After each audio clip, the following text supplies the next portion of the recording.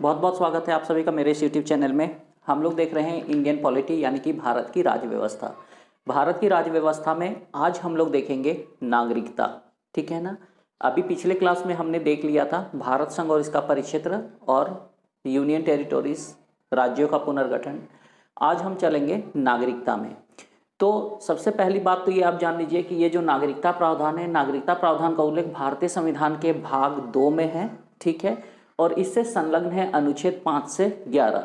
इसे आप याद कर लीजिए। ये तो एक क्वेश्चन बन जाता है यहाँ से कि नागरिकता प्रावधानों का उल्लेख किस में है या भाग 2 में क्या है। तो भाग 2 में है नागरिकता और अनुच्छेद 5 से 11।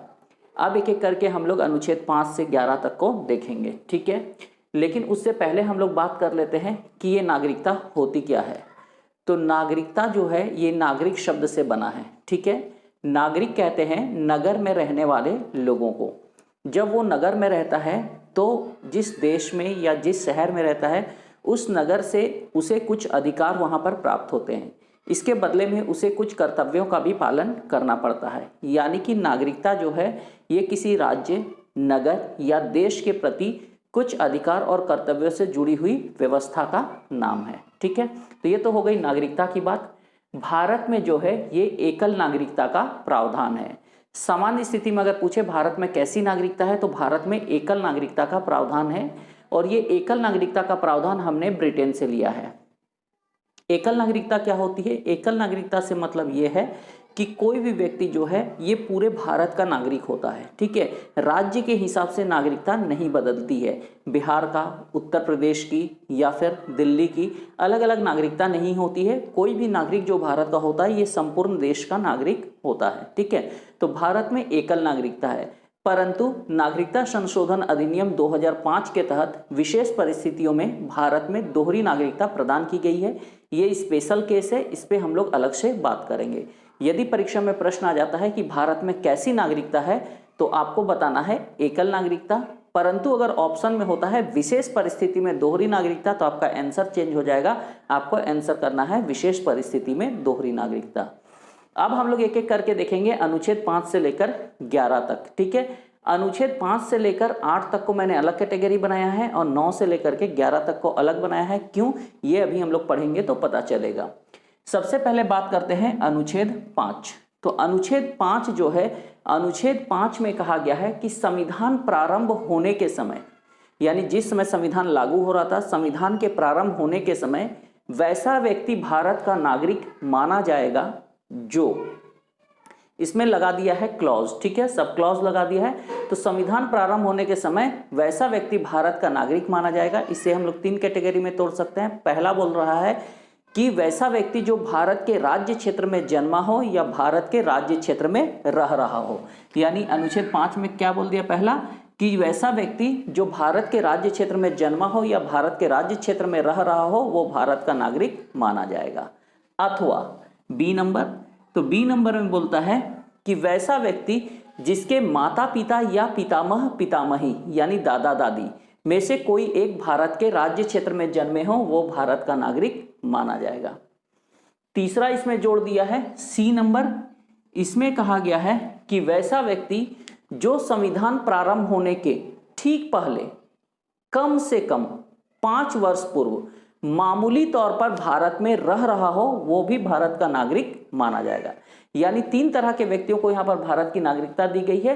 वैसे व्यक्ति जो संविधान प्रारंभ होने के समय भारत के राज्य क्षेत्र में रह रहा हो, वैसे व्यक्ति जिनके माता पिता या पितामह पितामही में से कोई भारत के राज्य क्षेत्र में रह रहे हो, और तीसरा वैसा व्यक्ति जो संविधान प्रारंभ होने के कम से कम 5 वर्ष पूर्व मामूली तौर पर भारत में रह रहा हो वो भारत का नागरिक माना जाएगा, ठीक है। अब आइए अनुच्छेद 6। तो आर्टिकल 6 बोलता है पाकिस्तान से भारत आने वाले व्यक्तियों की नागरिकता। इसमें पाकिस्तान से जो व्यक्ति भारत आए उनकी नागरिकता के बारे में प्रावधान किया गया है। इसमें कहा गया कि पाकिस्तान से भारत आने वाले वैसे व्यक्तियों को भारत की नागरिकता का अधिकार होगा जो, इसमें 2 क्लॉज लगा दिए हैं, इसमें 2 अथवा बना दिया है।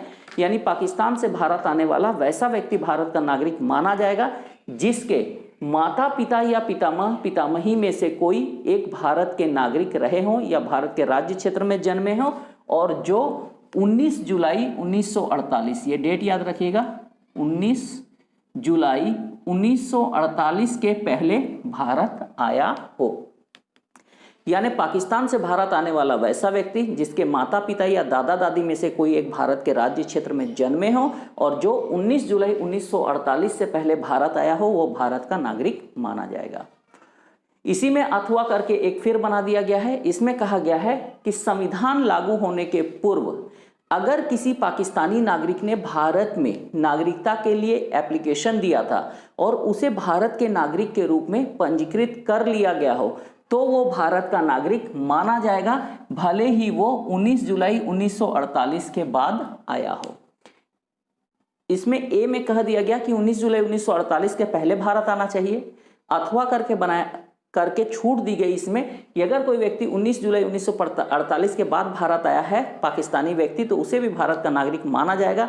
लेकिन इसके लिए जरूरी क्या है कि उसे संविधान लागू होने के पूर्व भारत की नागरिकता के लिए, यानी कि 26 जनवरी 1950 के पहले उसे भारत की नागरिकता के लिए एप्लीकेशन देना होगा और उसे भारत के नागरिक के रूप में स्वीकृत कर लिया गया हो, तभी वो भारत का नागरिक माना जाएगा 19 जुलाई 1948 के बाद भारत आने पर। तो क्लियर हो गया, ये पाकिस्तान से भारत आने वाले नागरिकों की नागरिकता के संबंध में प्रावधान था। अब आते हैं अनुच्छेद 7।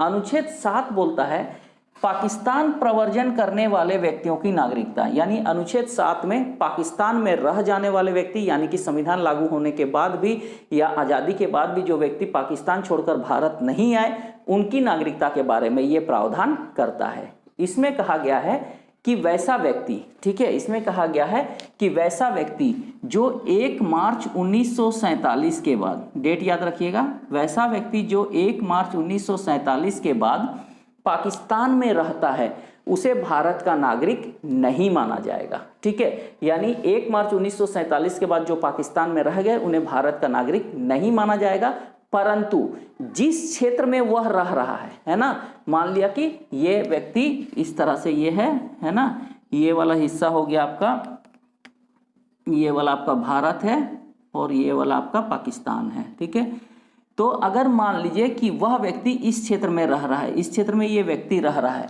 और इस क्षेत्र को यदि भारत में विलय कर लिया जाता है तो ये व्यक्ति स्वतः भारत का नागरिक हो जाएगा। ठीक है, यानी कि अनुच्छेद जो है ये 7 बोलता है कि जो व्यक्ति 1 मार्च 1947 के बाद पाकिस्तान में रहता है वो भारत का नागरिक नहीं होगा, परंतु जिस क्षेत्र में वो रह रहा है उस क्षेत्र को अगर भारतीय क्षेत्र में विलय कर लिया जाता है, मिला लिया जाता है, तो उसे स्वतः भारत की नागरिकता प्राप्त हो जाएगी। क्लियर हो गया। अब आइए आर्टिकल 8। तो अनुच्छेद 8 जो है ये बोलता है भारतीय मूल के लोगों की नागरिकता के बारे में। तो सबसे पहली बात क्या है कि भारतीय मूल, है ना। तो भारतीय मूल किसे कहेंगे, तो भारतीय मूल को ऐसे समझिए कि मान लीजिए कि ये कोई एक व्यक्ति था, ठीक है, ये इंडिया में जन्म लिया था, लेकिन कामकाज की तलाश में ये भारत को छोड़ के मान लिया कि दूसरे किसी देश में जाकर बस जाता है, वहाँ की नागरिकता ले लेता है, इसकी भारत की नागरिकता समाप्त हो जाती है। इसके बाद इसकी 1 या 2 पीढ़ी भी इसी तरह से चलेगी, ये उसी देश के नागरिक रहेंगे जिसके इसके पिता थे, भारत में इनका कोई लेना देना नहीं है, ना ये आते जाते हैं, ना शिक्षा दीक्षा होती है। लेकिन चूंकि इनके जो ये दादाजी हो गए, मान लिया ये ए नाम का व्यक्ति है, तो ए नाम के व्यक्ति जो है ये इनके दादाजी है, ये कभी भारत के नागरिक थे, इसी हिसाब से इस व्यक्ति को माना जाएगा भारतीय मूल का। यानी ऐसे व्यक्ति जिनका भारत से कोई लेना देना नहीं है, लेकिन इनके पूर्वज जो है ये किसी जमाने में भारत छोड़कर गए थे, तो इन्हें कहा जाता है भारतीय मूल। तो अनुच्छेद 8 में भारतीय मूल के लोगों की नागरिकता के बारे में भी कहा गया है। इसमें कहा गया है कि भारत के बाहर निवास करने वाले वैसे व्यक्ति जिनके माता पिता या पितामह पितामही में से कोई भारत के नागरिक रहे थे या जिनका जन्म भारत में हुआ था, अगर ऐसा व्यक्ति, यानी ये भारतीय मूल का व्यक्ति जिनके कोई पूर्वज भारत के निवासी थे, अगर ये भारत में नागरिकता के पंजीकरण के लिए आवेदन देता है और उस पंजीकरण के आवेदन को स्वीकृत कर लिया जाता है, तो इसे भारत का नागरिक माना जाएगा। यानी अनुच्छेद 8 में है भारतीय मूल के नागरिकों के संदर्भ में प्रावधान। अब मुझे लग रहा है कि आप लोगों में से बहुत सारे लोग इसको समझ गए हैं और कुछ लोगों को समझ में नहीं आया है। तो दोनों समस्याओं का समाधान ये है कि अनुच्छेद 5 से लेकर 8 तक आज के डेट में प्रासंगिक नहीं है।